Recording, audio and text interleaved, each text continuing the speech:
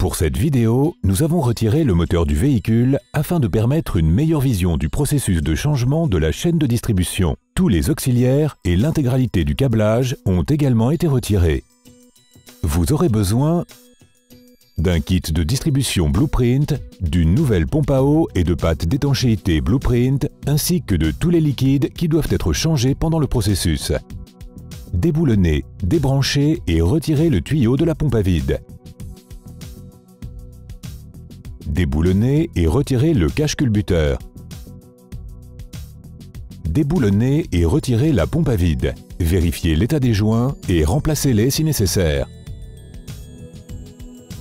À l'aide d'une clé de blocage de poulie, déboulonnez et retirez la poulie de la pompe à eau. Déboulonnez et retirez le support moteur, puis la pompe à eau.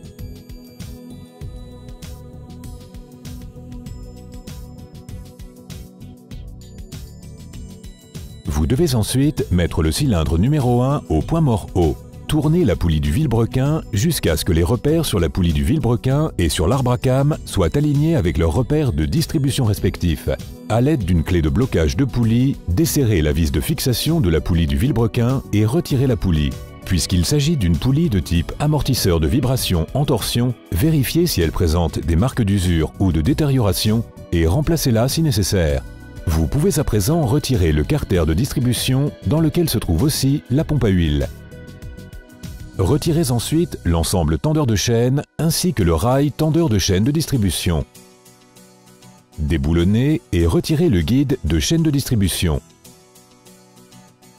Déboulonnez le pignon de distribution d'arbre à cames et retirez-le en même temps que la chaîne de distribution. Puis retirez le pignon de distribution du vilebrequin. Nettoyez les surfaces en contact avec le moteur, en s'assurant qu'aucun débris ne pénètre dans le moteur. Il est recommandé de vérifier l'état d'usure de la chaîne de distribution et des pignons. Vérifiez l'état du pignon du vilebrequin à l'aide d'un pied à coulisses. Vérifiez l'état de la chaîne de distribution à l'aide d'un dynamomètre. Appliquez 140 N à la chaîne de distribution, puis mesurez une longueur de 8 maillons issus de 3 zones différentes de la chaîne et comparez les résultats obtenus avec les chiffres du constructeur. Cela permet de déterminer le degré d'usure de la chaîne et des pignons. Vous pouvez ensuite commencer à remplacer tous les composants de la distribution à l'aide du kit de chaîne de distribution Blueprint. Tout d'abord, mettez le nouveau pignon d'entraînement du vilebrequin en place. Puis, mettez le nouveau pignon d'arbre à cames et la chaîne de distribution en place en même temps. Il est important de s'assurer que les repères de distribution de l'arbre à cames et du pignon du vilebrequin sont alignés avec les maillons dorés de la chaîne de distribution. Vous pouvez maintenant mettre en place le nouveau guide de chaîne de distribution, le rail tendeur et l'ensemble tendeur. Resserrez les boulons afin d'atteindre le couple de serrage défini par le constructeur.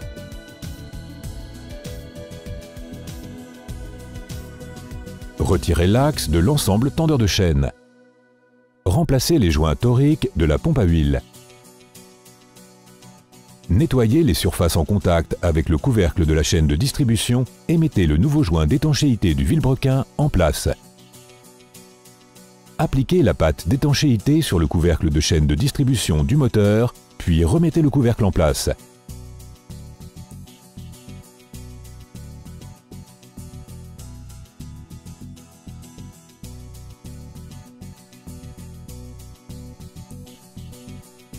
Vérifiez l'état d'usure et de détérioration de la pompe à eau d'origine et remplacez-la si nécessaire. Après avoir remis la pompe en place, resserrez les boulons afin d'atteindre le couple de serrage défini par le constructeur.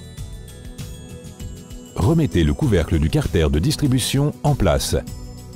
Remettez le support moteur en place, puis resserrez les boulons afin d'atteindre le couple de serrage défini par le constructeur. Remettez la poulie du vilebrequin, la pompe à vide et la poulie de la pompe à eau en place. Assurez-vous de bien serrer les boulons afin d'atteindre le couple de serrage voulu. Remplacez l'ancien joint du cache-culbuteur. Remettez le cache-culbuteur et le tuyau de la pompe à vide en place.